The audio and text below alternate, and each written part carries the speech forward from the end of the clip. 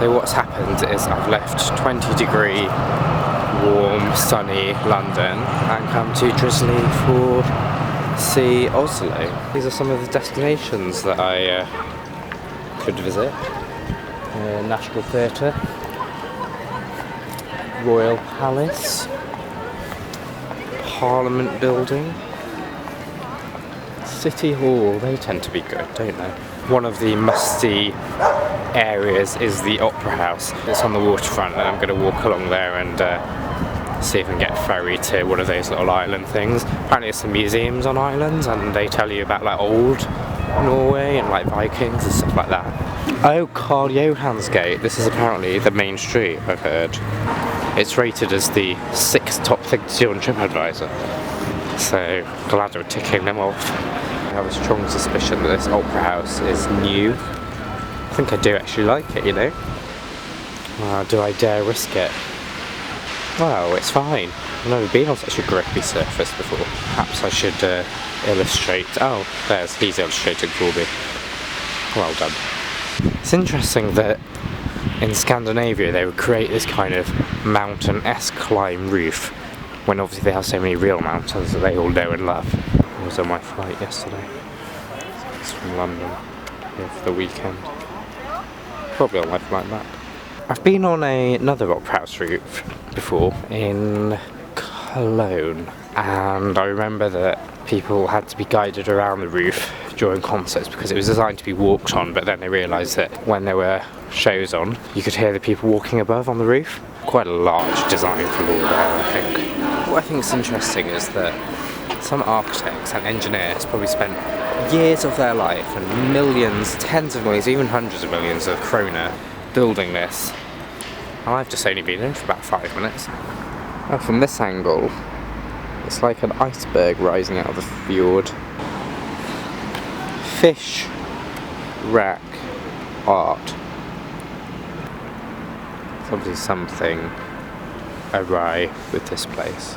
Oh my gosh, just loads of them. I suppose I'll just have to accept I'll never be Scandinavian and never understand what they're up to over here. The defensive moat probably needs a few improvements. Wall, moat. There. But at least Robin is having a nice little time. That's what you come to Scandinavia for, isn't it? Nature. So they're telling me this used to be a prison. You see the word ticket implies you have to pay. So let's keep walking. If you only got one life, you know, you can't spend it all in prison. So apparently the ferry doesn't run to the island, the museum island today, but there is a way you can get there on a bus, which is interesting because it's an island. So this is the City Hall, which I actually quite like. Oh, it's got bells and everything. She lied about the bus. Obviously there's no bus to an island because that's just ridiculous. Oh, maybe it's because it's April Fool's Day. So yeah, I've got my ferry ticket there. This is actually the leaflet, it's not the ticket. Oh, ferry's here now. Love getting a ferry.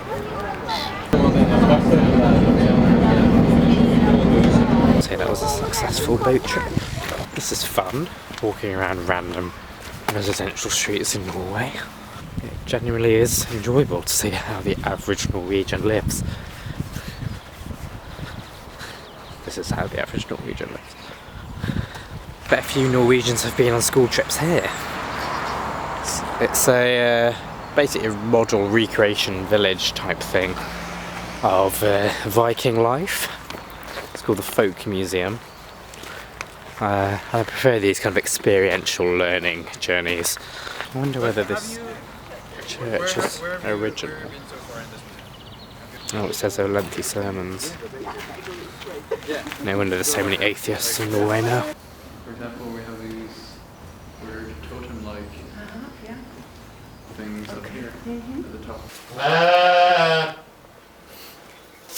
How fun is this? So much nature today. I'd hate to be an animal. So much poo. These are sheep. We like them. This one's a black one. You want to taste the coffee? It's only black coffee though. That's fine, that's how I like it. Yeah. Because the house is much older. The house was raised in 20.99. not as strong as a sort of Nespresso. Now I want you to realise that this is the museum fence here. So what you're seeing beyond this is outside the museum. So this inside here is Norwegian old life, outside is Norwegian real life. So think about that when you look at this. I have to say this museum's quite good because it's taken all these kind of old farmsteads and villages from different parts of Norway and then moved them here. So you learn all about the different parts of Norway. Oh, corn, I remember corn. But they had the R the other way around. Hi. We're actually making a bread right now. Oh yeah. Sitting here. But yeah. Okay, cool. Looks like this when it's done, so it's like a... Oh, it's like is it pancakey? Kind of, yeah. What do people eat it with normally? Well, this time we just serve with butter, but it's Okay. quite common to make them and serve them with sugar and cinnamon. Yeah. So were people healthy back then? Well, no, it isn't. But this one would just be made for like weddings and Oh, okay. very special occasions. Ah, what a fun place this is. Talking to people from times gone by. I think there's a toilet block here, and because it's double-storey toilet block, it's concerning me because obviously if you're in the downstairs one, you've got people peering above your head, and most of them home.